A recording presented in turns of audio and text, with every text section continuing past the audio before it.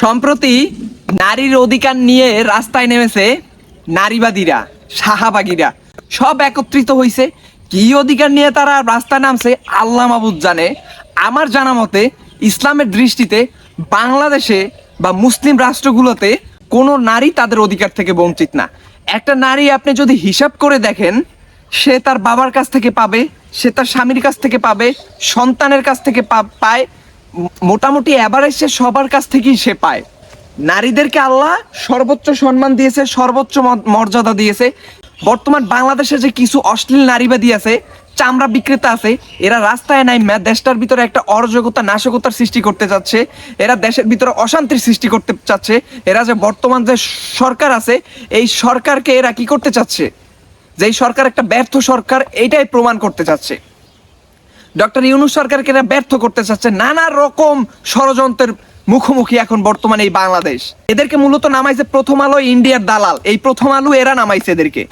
এদের play card গুলো দেখেন, এদের হাতে যে প্লে কার্ড নিয়ে নামছে, এটা কোনো সুস্থ মস্তিষ্কের নারীদের এই কার্যক্রম হইতে পারে মনে করেন?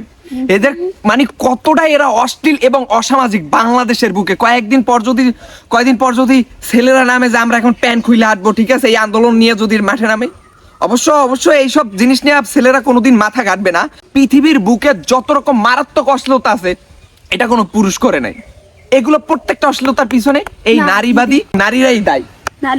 হ্যাঁ, এরা হাতে কি প্লে কার্ড নিয়ে নামছে, আমরা সবাই বেদ ওই যে শাহ বুঝে নিব হিসা। একজন হচ্ছে চামড়া ব্যবসায়ী, একজনের মনে করেন বয়ফ্রেন্ড আছে 15-20টা করে, ঠিক আছে, 15-20 জায়গায় শুয়ে এরপর 15-20 জায়গা দিয়ে আর হিসাব নিবে।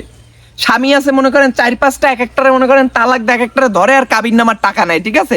এরা এরপরও হিসাব বুঝা নিবে। মনে করেন কাবিন নামা করবে 10 লাখ, ওর সাথে 6 মাস থেকে আবার আরেক জায়গায় গিয়ে 6 মাস পর বিয়ে করবে, সেখান থেকে 10 লাখ। এরকম 4টা বিয়ে করতে পারলে 40 লাখ, 10টা বিয়ে করতে পারলে 1 কোটি। বা কত সুন্দর চমৎকার হিসাব বুঝা নিচ্ছে না এরা। দীর্ঘদিনই নারী দ্বারা পুরুষ শাসিত হচ্ছে বাংলাদেশে, এবং নারীরা একদম পুরুষদের কোণঠাসা করে রাখছে। এবং এইসব অশ্লীল নারীরা কি পরিমাণ বেহায়াপনা করে আমি সমস্ত নারীদেরকে বলবো না, কারণ নারী হচ্ছে একটা ফুলের মতো। আমি তাদের কি বলতেছি, যারা নারীবাদী শাহবাগী, এদেরকে আমি বলতেছি, যারা টিপ নিয়ে রাস্তায় নামে, যারা শাড়ির নিচে ব্লাউজ পরবে না, যারা শাড়ি খুইলে তারপর হাঁটতে চায়, যারা মনে করেন বিকিনি পইরা তারপর মনে করেন হাঁটতে চায়, সবকিছু দেখায় হাঁটতে চায়, পাছায় হাড্ডি আছে কিনা ওটাও জানে না, কি হাড্ডি দেখানোর জন্য পাগল হয়ে থাকে, এই যারা মনে করেন পাছার হাড্ডি দেখাইতে চায়, ঠিক আছে, এদেরকে নিয়ে আমি কথা বলতেছি। অবশ্যই আমি নারীদেরকে সম্মান করি, কারণ একজন নারী আমার মা, একজন নারী আমার বোন, একজন নারী আমার স্ত্রী হবে, আমার অর্ধাঙ্গিনী হবে, আমার সহধর্মিণী হবে। অতএব নারীর প্রতি আমার সম্মান, এবং নারী ছাড়া তো আমরা চলতে পারবো না। নারী আমাদের শেষ নিঃশ্বাস ত্যাগ পর্যন্ত লাগবে। তাই নারীদেরকে আমরা কখনো ঘৃণা করব না, কিন্তু ঘৃণা করব ওই সকল নারীদেরকে যারা ইসলামের বিরুদ্ধে কাজ করবে, যারা দেশের ষড়যন্ত্র করবে, যারা দেশের ভাবমূর্তি নষ্ট করতে চাবে।